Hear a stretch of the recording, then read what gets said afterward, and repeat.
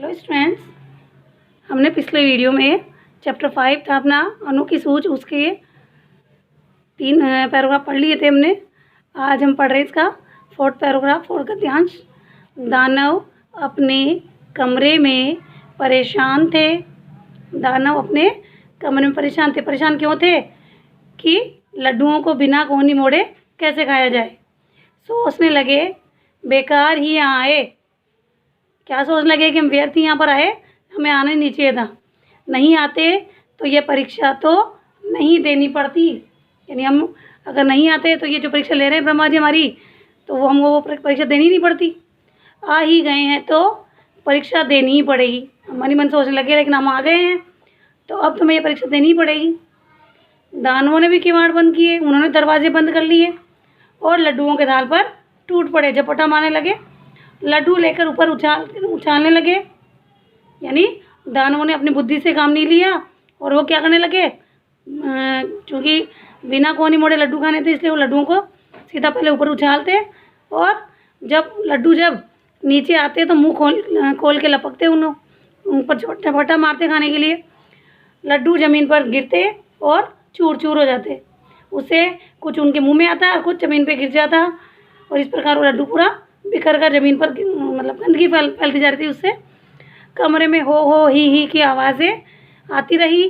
चीखते चिल्लाते और लड़ते झगड़ते रहे। इन्हें लगातार दानवों के कमरे से आवाज़ें आ रही थी, जबकि देवता ने बड़े शांतिपूर्वक खाना किया, भोजन किया अपना। और दानवों ने खाना भी अपना समाप्त नहीं किया ढंग से। चारों तरफ नीचे इसकी गंदगी फैल चुकी थी और ना ही उन्होंने शांति से खाया और जिस ढंग से उन्हें खाना चाहिए था, बिना सब गंदगी फैलाए, बिना शोर शराबे के, सहकार की भावना के साथ, उस प्रकार वो उन्होंने भोजन नहीं किया। उनके कमरे से लगातार चीखने चिल्लाने की आवाज़ें आती रही। अब इसके क्वेश्चन जो शब्दार्थ है वो हैं दानव यानी असुर, राक्षस, परीक्षा यानी इम्तिहान, टूट पड़ना यानी झपटना, लपकना, पकड़ना और चूर चूर होना यानी बिखर जाना। इसका फर्स्ट क्वेश्चन है, दानव अपने कमरे में क्या सोच रहे थे? क्या सोच रहे थे? हम बेकार यहाँ पर आए, नहीं आते तो ये परीक्षा भी नहीं देनी पड़ती। दानवों ने लड्डू किस प्रकार खाए? दानवों ने क्या किया, लड्डू लेकर ऊपर उछालने लगे और जब लड्डू नीचे की ओर आता तो अपना मुंह खोलकर लपकते। इस प्रकार उन्होंने लड्डू खाए।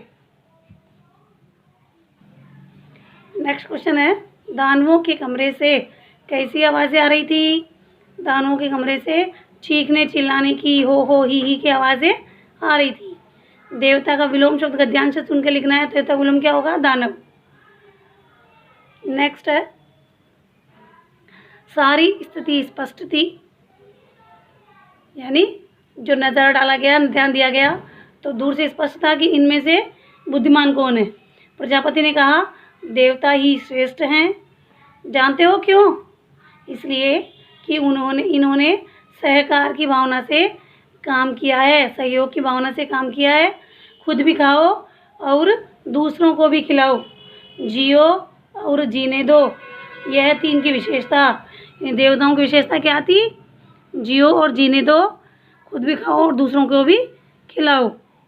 इन्होंने बुद्धि से काम लिया, सूझ दिखाई, अपनी चतुराई दिखाई। ये आमने सामने बैठ गए, एक दूसरे के मुंह में लड्डू देते रहे और थोड़ी देर में थाल साफ कर दिया। यानी देवताओं ने बिना शोर शराबा किए बड़े शांतिपूर्ण तरीके से अपने सामने बैठ करके भोजन किया, एक दूसरे को खिला करके। और दूसरी तरफ दानवों ने शर्त का पालन किया, लड्डू उछालते रहे, उन्हें पाने के लिए लपकते रहे, न खुद खाए न दूसरों को खाने दिया। और लड्डू तो बिगड़े ही, पेट भी न भरा। यानी किसी का पेट भी नहीं भरा, लड्डू भी बिगड़ गए और न उन राक्षस दानवों ने खुद लड्डू खाए और ना ही किसी को खाने दिया। अब इसके क्वेश्चन आंसर है, देवताओं की क्या विशेषता थी?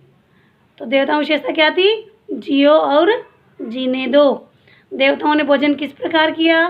देवता आमने सामने बैठ गए और एक दूसरे के मुंह में लड्डू देते रहे। इस प्रकार सहकार व सूझबूझ से उन्होंने भोजन किया। प्रजापति के अनुसार बुद्धि में कौन श्रेष्ठ थे? प्रजापति के अनुसार बुद्धि में देवता श्रेष्ठ थे। ये आमने सामने बैठ गए। इस वाक्य में सर्वनाम शब्द कौन सा है? ये। तो इस प्रकार आपको इनके क्वेश्चन आंसर करने हैं और अच्छे से याद भी करने हैं।